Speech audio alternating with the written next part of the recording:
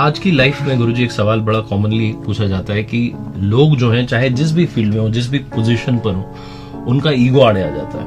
तो कहते हैं ना कि रावण जो था, रावण को भी आखिरी तक उसका पूरा खानदान निपट गया, लेकिन ईगो खत्म नहीं हो रहा था। वो आखिरी में भी उसने माफी नहीं मांगी, वो युद्ध भूमि में ही रहा।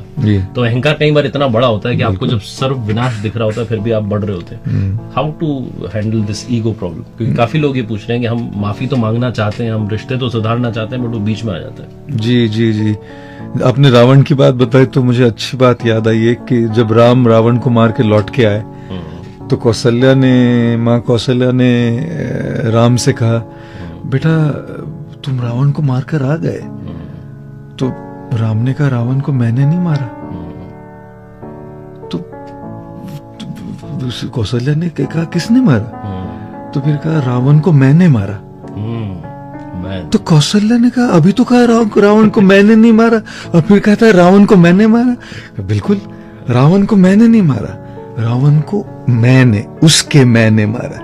तो ये जो ईगो है, कई बार हमारे रिश्तों में, हमारे प्रोफेशनल लाइफ में ईगो जहां अटक जाता है, उसके आगे लोग बहुत सारी टेंशन आ जाती है और आगे बढ़ना मुश्किल हो जाता है। तो कैसे इस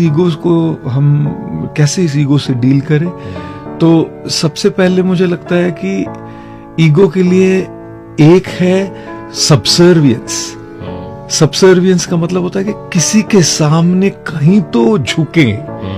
सबके सामने नहीं हो रहा ना, कम से कम परिवार में कोई हो, एक टीचर हो, एक मेंटोर हो, एक गाइड हो, एक गुरु हो, कहीं तो जाके झुके।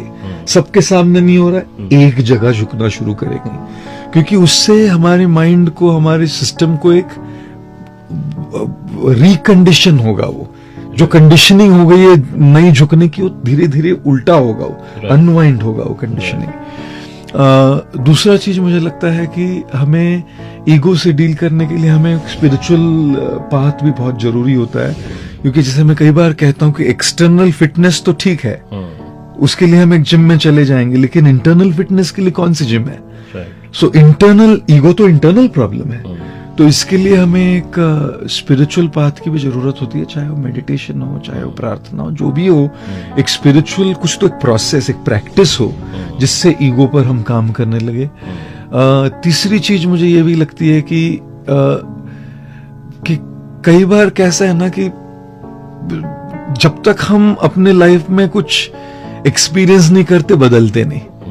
उसका एक बैकलैश जब आता है ना, एक बार, दो बार, तीन बार जब तमाचा खाएंगे, तब फिर समझ में आएगा कि ईगो होने का नतीजा ये होता है, अब हो सकता है कि थोड़ा मुझे ये ट्रांसफॉर्म कर लेना चाहिए। लातों के भूत बातों से नहीं मानते। तो कई बार लाइफ में हमें अपने लेसन सीखने के लिए कभी कभी थोड़ा एक, जैसे कहते हैं ना, life is a school of hard Knox.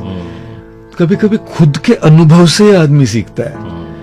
तो ये सारा कॉम्बिनेशन है कि हम किसी के सामने सबसर्विएंट हो जाए, एक स्पिरिचुअल पाथ हो, और फिर जिंदगी सिखा देती है। जिंदगी धीरे धीरे सिखा देती कि भाई ये बहुत महंगा पड़ेगा इगोइस्टिक रहना। लेकिन कभी कभी वहां उस अनुभव तक पहुंचने में बहुत कुछ खो देते हैं लोग।